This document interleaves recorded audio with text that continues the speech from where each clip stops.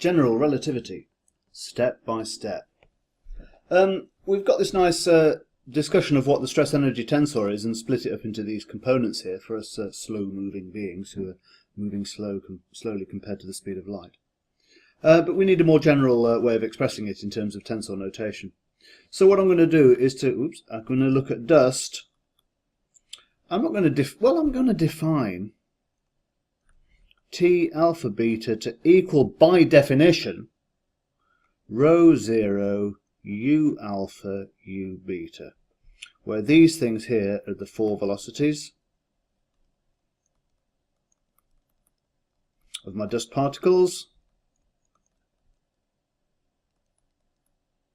And what's this thing? This here is the rest density. So that's the density that will be perceived by somebody who is at rest relative to the particles. This is quite a nice definition here. There's quite a lot going on here, so I'm going to spend a little bit of time talking about it. The first thing to observe, these are four velocities here. So what's T0, 0? Well, that's equal to rho 0, u0, u0. All I've done is put alpha equals beta equals 0 in this. See what we're going to get. Equals rho 0 gamma for that one times gamma for that one. Rho 0 gamma squared. Tick. So that is the density as perceived by someone to whom the four velocity of the particles is this u here. So that's quite nice. What about T0 alpha? Remember, alpha can equal 0, 1, 2 and 3. So what does that equal? Well, that's rho 0 u0 u alpha. No summation here. This is not a particularly it's not easy to get tripped up here, because you're quite aware that that 0 there is on a different footing from this one here. This one here means in the rest frame. This one here is the 0 component of a 4 velocity. So they're different beings, different beasts. It's not it's just coincidence they happen to be written by a sort of circle type thing. Equals rho 0 gamma u alpha equals rho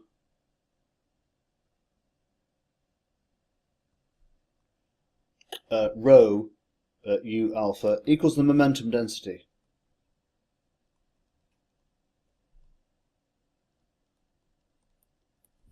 So that kind of checks out. And of course we can also show that T alpha 0 is the same thing.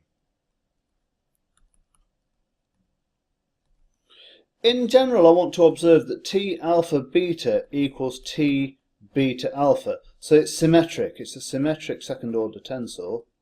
Symmetric tensor. And this is generally true for any stress energy tensor. This is generally true.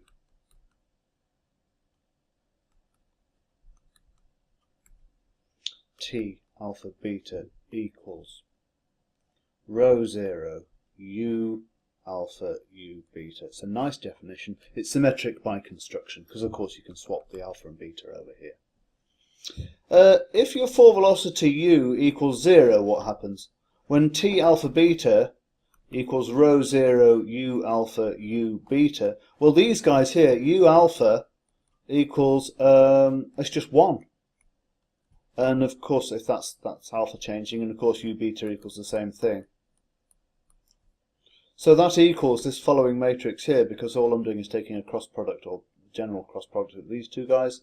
So we've got rho 0, 0, 0, 0, 0, 0, 0, 0, 0, 0, 0, 0, 0, 0, 0. So this equals the stress energy tensor for dust at rest. Equals the simplest possible stress energy tensor that's not a vacuum.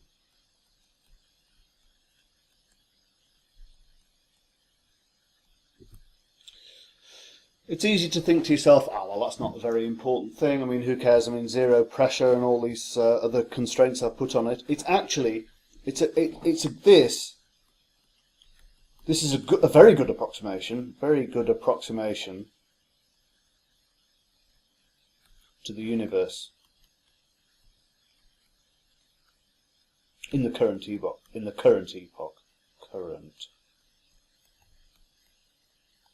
Things get a little bit harder if you look at what happens in the very early universe, because there's a radiation pressure there.